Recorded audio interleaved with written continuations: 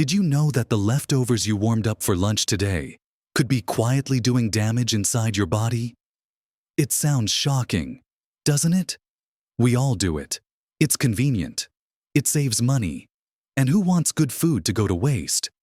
But the truth is, while most foods are perfectly fine to enjoy again, there are a few common culprits that can actually become quite harmful, potentially leading to nasty stomach upsets or even more serious issues, if not handled just right after they've been cooked the first time.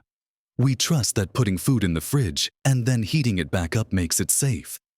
But for some things, that second trip through the microwave or oven can change them in ways you can't see or taste, turning a harmless meal into something that could make you feel really unwell.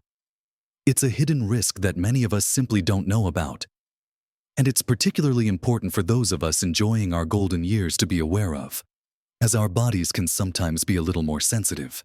In this video, we're going to shine a light on 5 everyday foods that you might be reheating without a second thought, and why it might be much safer for you to enjoy them differently, or perhaps not reheat them at all.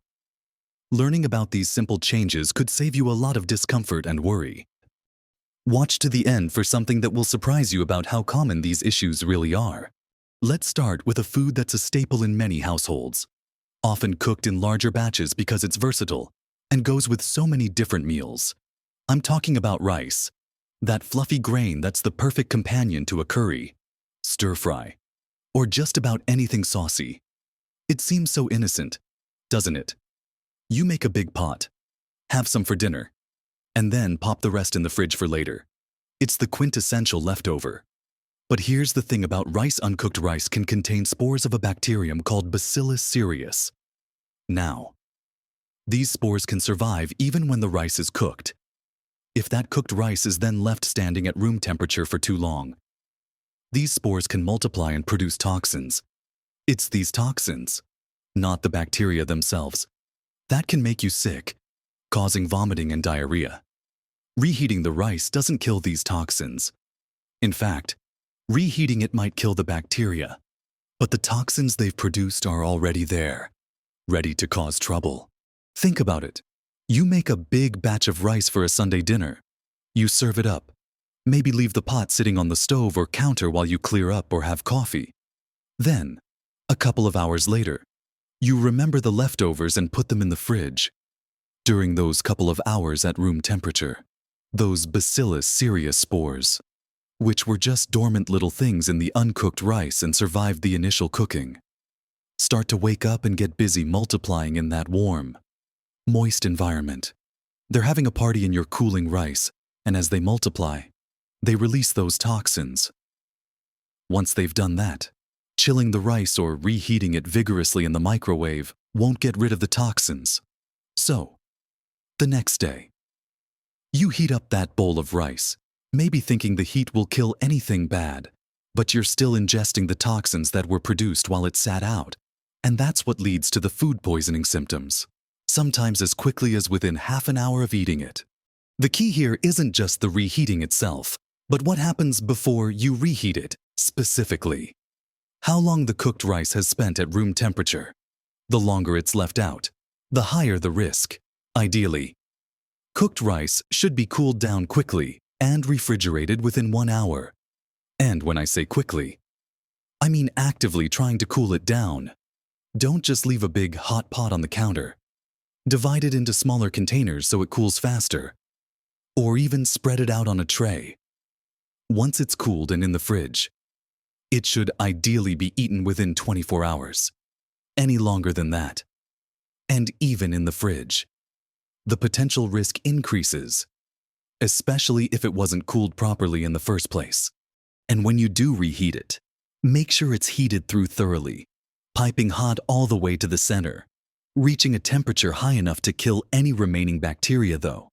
Remember, this doesn't deal with the toxins already produced, but honestly, given the risks associated with Bacillus cereus toxins, many food safety experts recommend being very cautious with leftover rice. Some even suggest it's best to only cook as much rice as you need for one meal. I know that sounds wasteful of time and effort, especially if you're cooking for 1 or 2. But think about the alternative. A few hours feeling absolutely miserable with food poisoning. Is that convenience worth it? Maybe you could cook a batch and immediately portion it into single servings, cool them rapidly, and freeze them. Freezing stops bacterial growth. Then, when you want rice, just take out a single portion and reheat it from frozen, ensuring it's piping hot. That's a much safer way to handle larger batches. Or, plan your meals so that any leftover rice is used in a dish that requires thorough cooking, like a soup or a baked casserole, immediately after it's cooled, rather than just sitting waiting to be reheated on its own. The main takeaway with rice is managing that temperature and time window after cooking. Don't let it linger at room temperature. Cool it fast, store it properly, and be mindful of how long you keep it. It's a simple habit change, but it makes a world of difference in preventing that unpleasant encounter with Bacillus cereus. Now, speaking of leftovers that often find their way back into the fridge, let's talk about another protein-rich food that can be tricky to reheat safely: chicken. Many of us roast a whole chicken or cook up a batch of chicken breasts for meals throughout the week. It's convenient, healthy, and versatile. But reheating chicken, especially if it's been cooked once already, needs careful handling. When chicken is reheated, its protein composition can change. While this isn't necessarily dangerous in itself, the main risk with leftover chicken comes from potential bacterial contamination that might occur during storage or improper initial cooking. Pathogens like Salmonella and Campylobacter are commonly associated with raw chicken, and while proper initial cooking kills them, cross-contamination in the kitchen or improper cooling and storage can allow other bacteria to grow. When you reheat chicken, particularly in a microwave, which can sometimes heat unevenly, there's a risk that parts of the meat don't reach a high enough temperature to kill off any bacteria that might have multiplied since the first time it was cooked. Eating chicken that hasn't been reheated thoroughly can lead to food poisoning. Think about taking a cold chicken breast out of the fridge and popping it in the microwave. If it comes out warm on the outside but still cool in the middle, you've created a perfect warm zone where bacteria can thrive. Rather than being killed, you need to ensure that every single part of the chicken is steaming hot, all the way through. One of the things that makes reheating chicken potentially more problematic than some other meats is its density and texture. A thick chicken breast or a joint from a roast chicken can be harder to heat evenly compared to, say, thin slices of beef or pork. If you're reheating larger pieces, slicing them up before reheating can help ensure the heat penetrates all the way through more effectively.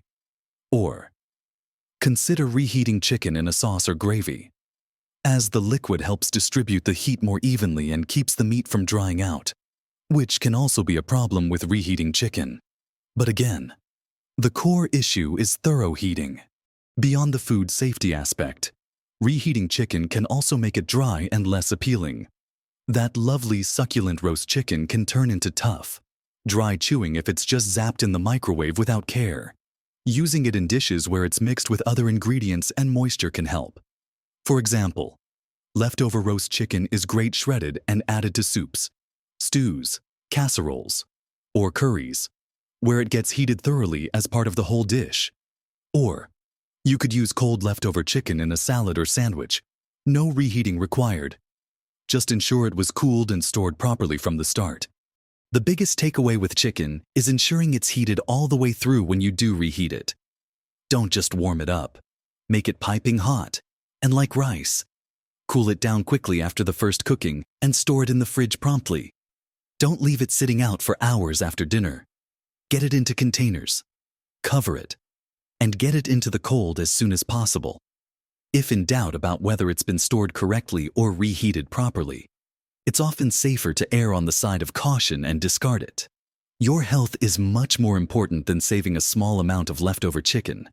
It might seem overly cautious, but it significantly reduces the risk of ending up with a nasty bout of food poisoning. These small steps, cooling quickly and reheating thoroughly, especially with something like chicken, are vital for food safety in our homes. It's not about being afraid of leftovers, but about handling them smartly. Moving on from our protein sources, let's consider a common vegetable staple that can also become problematic when reheated if not handled correctly. Potatoes. Yes, Humble potatoes.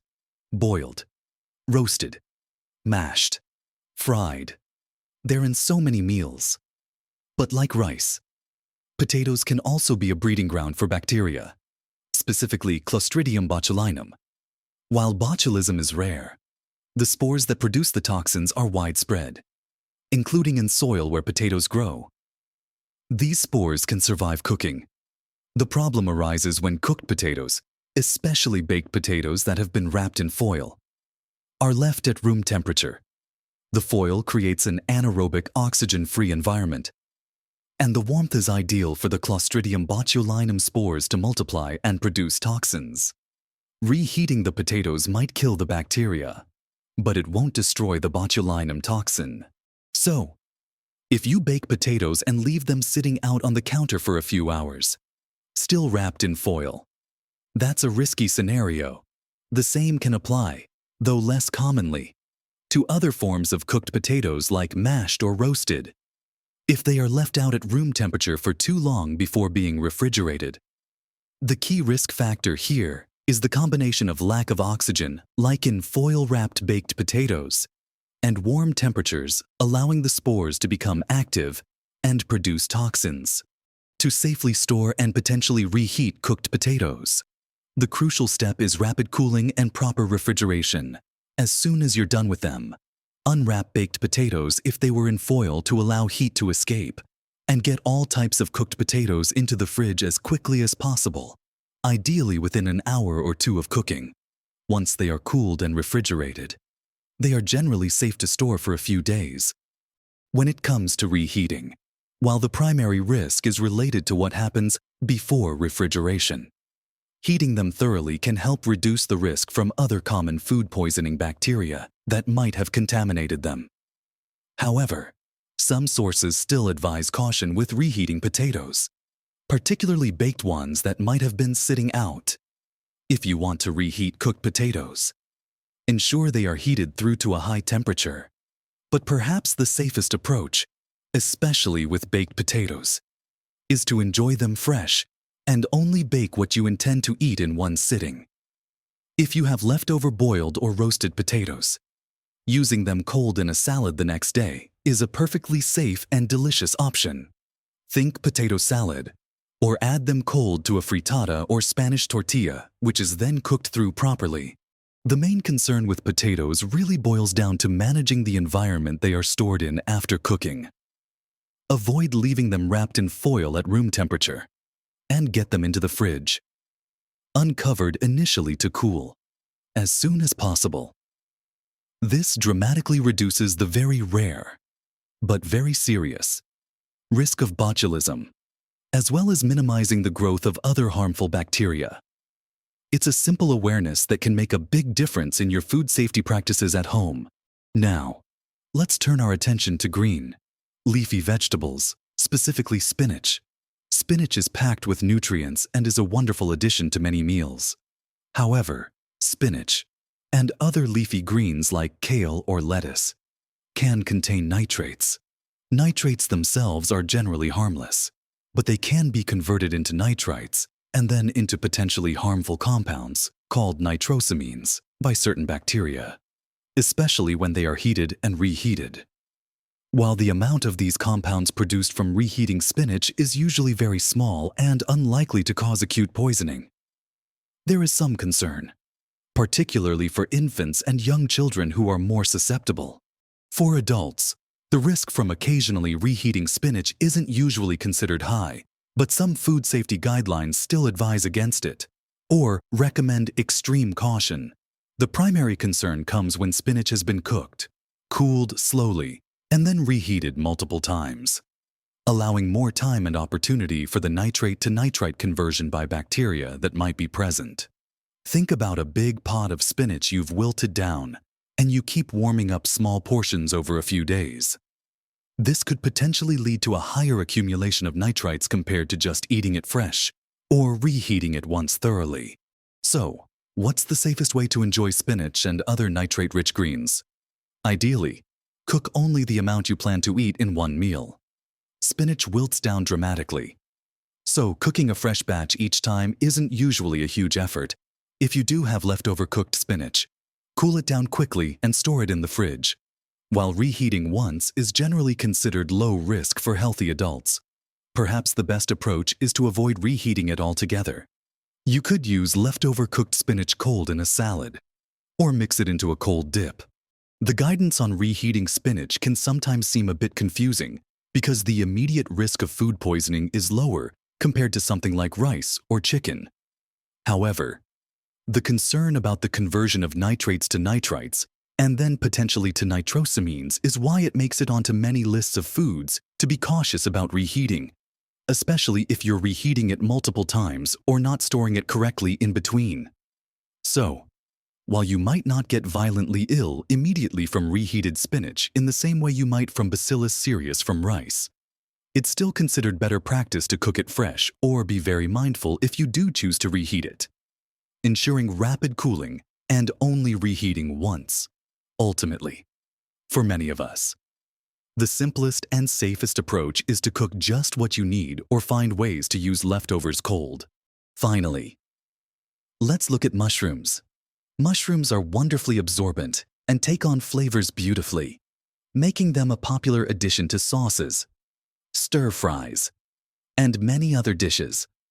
However, mushrooms contain proteins that can degrade after cooking, like spinach. The primary concern isn't necessarily bacteria that cause immediate, acute food poisoning in the same way as raw meat or rice spores, though improper storage can allow bacteria to grow on mushrooms too. The issue with reheating mushrooms often relates to the breakdown of their proteins and potential for digestive upset. When mushrooms are cooked, their proteins are broken down. If these cooked mushrooms are left standing at room temperature for too long, enzymes and bacteria can continue to break down these proteins further. Reheating them might not fully reverse this degradation, and consuming these altered proteins can sometimes cause digestive distress, like stomach aches or bloating. In some people, the risk increases the longer the cooked mushrooms are left out or improperly stored. So, the best practice with cooked mushrooms is similar to many other foods: eat them fresh after they've been cooked. If you have leftovers, cool them down quickly and store them in the fridge. When it comes to reheating, opinions vary slightly. Some sources say it's okay to reheat mushrooms if they were refrigerated promptly and are heated thoroughly to a high temperature.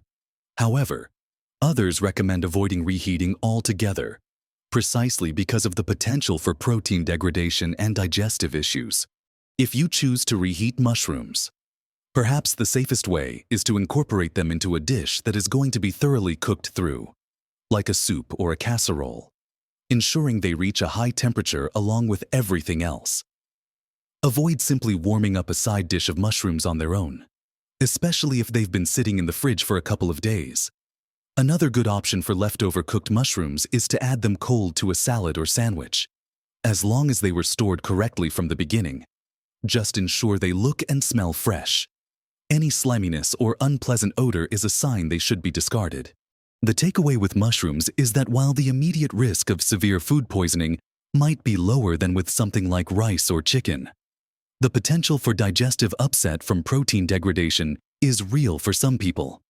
Storing them properly, cooling quickly, and refrigerating is crucial. And if you do reheat, make sure it's thorough.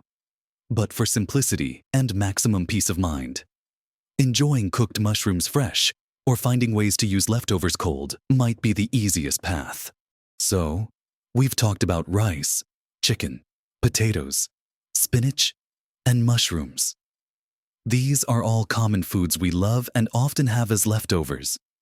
The common thread running through the advice for all of them is the importance of proper handling after they've been cooked the first time. It's less about the reheating process itself being inherently evil, and more about the conditions the food has been exposed to before it gets reheated. Rapid cooling and prompt refrigeration are your absolute best friends when it comes to food safety. Regardless of what you're cooking, leaving food sitting out at room temperature for extended periods is where the real danger lies. Allowing bacteria to multiply and, in some cases like rice and potatoes, produce heat-resistant toxins. Making these small adjustments in how you handle your leftovers can significantly reduce your risk of uncomfortable and sometimes serious foodborne illnesses. It's not about giving up your favorite foods or never having leftovers again. It's about being informed and making conscious choices in the kitchen. Cooked rice shouldn't linger on the counter. Leftover chicken needs to be piping hot when reheated. Baked potatoes wrapped in foil are risky if left out. Spinach is often better cooked fresh or used cold, and mushrooms might be happier eaten fresh or heated thoroughly in another dish. Remember, small changes can make a big difference to your health and happiness, especially as we get older and our bodies might be a bit more vulnerable. Being mindful of food safety is a powerful way to take care of yourself. It prevents unnecessary illness and lets you continue to enjoy delicious meals without worry. What are your thoughts on this? Have you ever experienced issues after eating reheated food? Do you have any clever ways you use up these leftovers safely without reheating? Share your experiences and tips in the comments below. We can all learn from each other. If you found this information helpful, please give this video a like. It helps others who could benefit from this knowledge find it. And don't forget to subscribe to our channel for more tips and advice on living a healthy, happy, and vibrant life at every age. We're here to help you navigate these years with confidence and well-being. Taking these simple precautions with your food storage and reheating is just another step towards feeling your best and staying healthy. Live your best life at every age.